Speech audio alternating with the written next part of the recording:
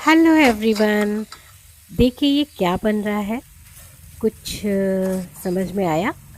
जी हाँ, हमारे देश में त्योहारों की क्या कमी है और मिठाइयों की भी कमी नहीं।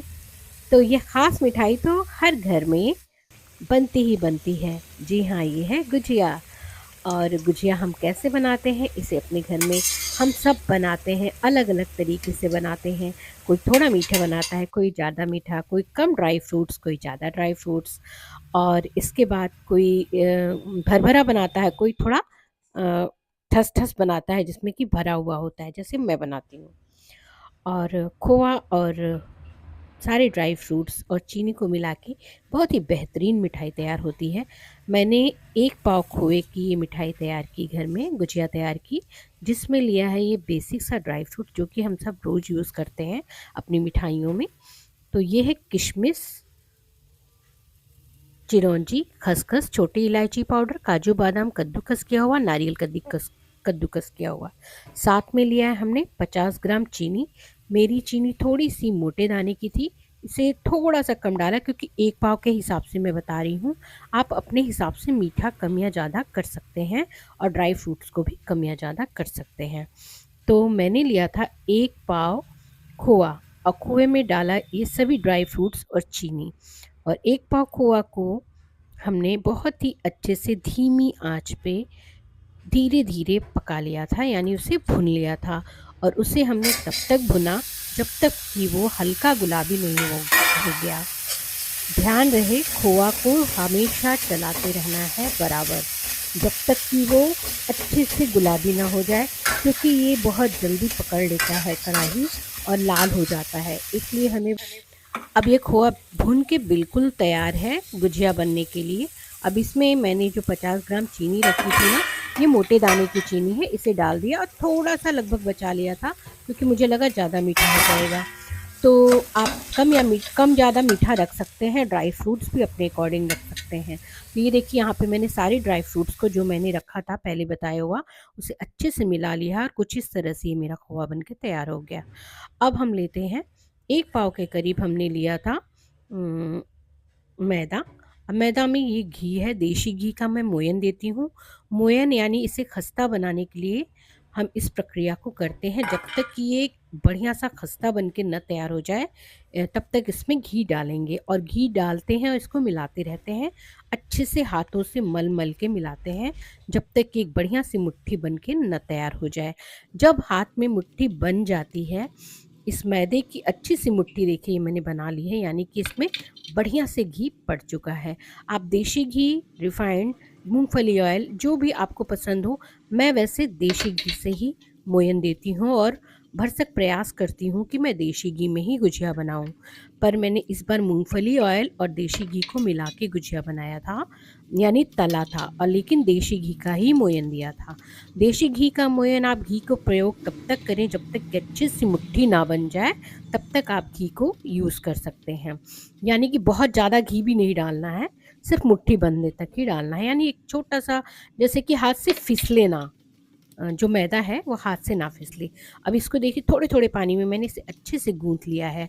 बहुत अच्छे से गूँथना है, मल-मल के गूँथना है, ताकि एक बढ़िया-सा आटा का डो बन के एक अच्छा-सा तैयार हो जाए, जिससे कि बेलने में हमें बिल्कुल परेशानी ना हो। और बहुत ही अच्छा-सा तैयार होता है, खस्ता-सा, बिल्कुल बहुत ही खस्ता तैयार होता है। एक अच्छा मोयन तभी देते हैं, मतलब जब तक कि अच्छा बनता है गुजिया, जब तक कि वो खस्ता ना हो। और उसको खस्ता होने के लिए थोड़ा-थोड़ा घी डाल के एक अच्छा सा मोयन देना बहुत ज़रूरी होता है। और इसके साथ ही देखिए आटा बन के तैयार हो गया है, इसे मैंने रेस्ट पे रख दिया है। अब मैंने कुछ इस तरह से बेल लिया था, क्योंकि मैं एक हाथ का यूज़ कर रही थी, क्योंकि एक हाथ में मेरा ट्राइपॉड गिर गया था, तो मैंने हाथ में ही पकड़ा हुआ था मोबाइल अपना और इसे मैं रिकॉर्ड कर रही थी।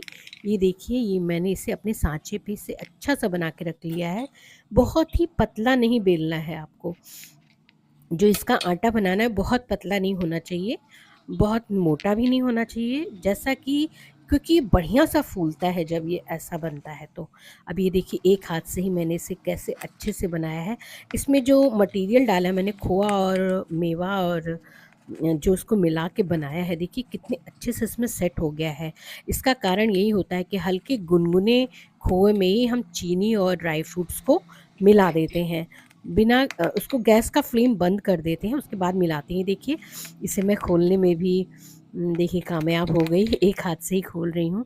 कितना बढ़िया-सा तैयार हुआ है, आप देखिएगा इसे। बहुत ही अच्छा ये मेरी गुजिया बन के तैयार हुई थी, और ये देखिए एक हाथ से ही मैंने इसे खोल भी लिया और ये नाच-नाच के दिख रही है मुझे। ये देखिए कितनी अच्छी सी तैयार हुई है, और इस तरह से आप अपने घर में भी गुजिया का आनंद ले सकते हैं। ये देखिए मैंने इसमें 25 से 30 गुजिया तैयार हुई थी 1 पाव में। ये सारा गुजिया है जो मैंने धीरे-धीरे इसे बेल के तैयार कर लिया था। अब हम इसे तलेंगे, और तलने के लिए भी बहुत तेज़ आँच नहीं करना है। अ, बिल्कुल मीडियम आँच पे इसको बनाना है। पहले घी गरम कर लेंगे, फिर आँच को कम कर देंगे।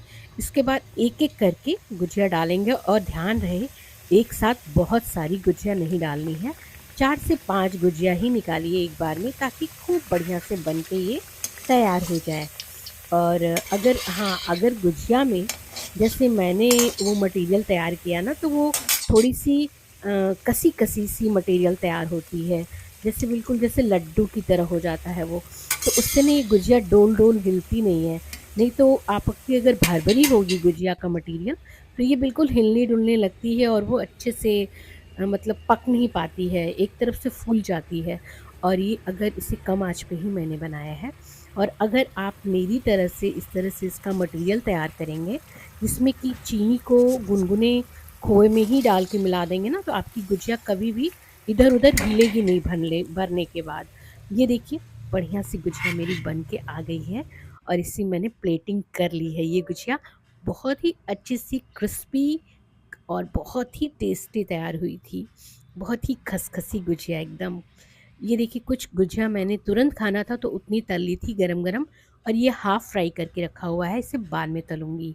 जब खाना होगा ना तब, आप भी इस प्रोसेस को कर सकते हैं कि कुछ गुजिया को हाफ़ फ्राई करके फ्रिज में डाल दीजिए, बाद में तल के खाइए। बहुत ही अच्छी बनती है, इसमें कोई भी संदेह नहीं, कहीं से फटती नहीं है, कुछ भी ख़राब नहीं होता। लेकिन ध्यान रहे कि बहुत पतला डो नहीं करना है, बहुत पतला बेलना नहीं है, हल्का-सा मोटा होना चाहिए, ताकि ये खूब बढ़िया कद एकदम बढ़िया खसखसी से तैयार होती है, खस्ता एकदम बढ़िया तैयार होती है।